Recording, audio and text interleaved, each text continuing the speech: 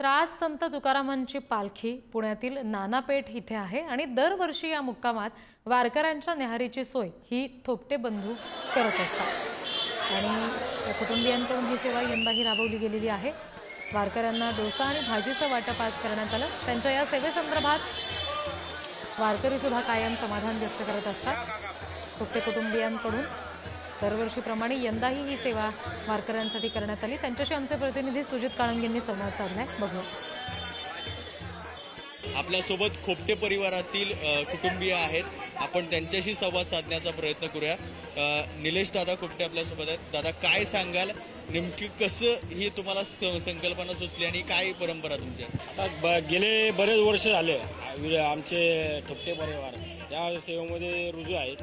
आमचे आजोबा विठ्ठल शंकरराव थोपटे हे आमचे मंदिराचे पूर्ण सेवेमध्ये कार्य करायचे। बरेच वर्ष आले, आता हे कमी ते 10 ते 15 हजार नॉर्मली आम्ही सेवेचे हे करतो, त्यांना सेवा प्रस्थापित करतो। या सगळ्याच्या पाठीमागे नेमकं काय उद्देश असतो आणि काय नेमकं या सगळ्यातून काय वाटतं? काय ना, देवाचा आशीर्वाद, यांची सेवा। आजोबा विठ्ठल शंकर थोपटे हे पहिल्यापासून सेवेमध्ये होते, त्यांचा हे आदर धरून आम्ही ही पुढं सेवा चालू केली। ताई आपल्या सोबत आहे। ताई, काय सांगाल, हा उपक्रम तुम्ही राबवताय, एक गृहिणी म्हणून, एक महिला म्हणून आलेल्या वारकऱ्यांना माऊली म्हणून ज्यावेळी तुम्ही हे सगळं करत असता, सेवा करत असता, त्यावेळी काय भावना असतात?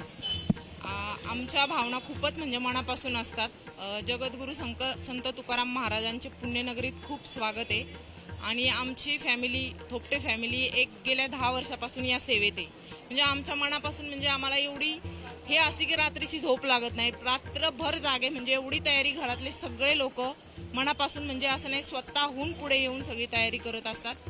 हे जाऊ दे, परत घरी आम्ही स्वतः घरातला पुरणपोळीचा स्वयंपाक करून घरामध्ये सुद्धा वारकरी खूप जेवायला घालतो। अशी सेवा आम्हाला खूप म्हणजे एकदम असं वाटतं की देव आपल्या पुण्यनगरीत आलेत, अशी आम्ही सेवा करतो। कॅमेरामॅन सुरेश सावंतसह सुजित काळंगे, पुढारी न्यूज, पुणे।